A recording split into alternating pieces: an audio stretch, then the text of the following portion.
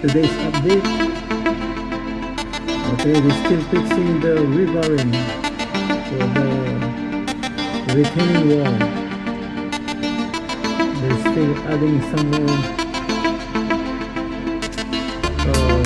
kind of the rebar.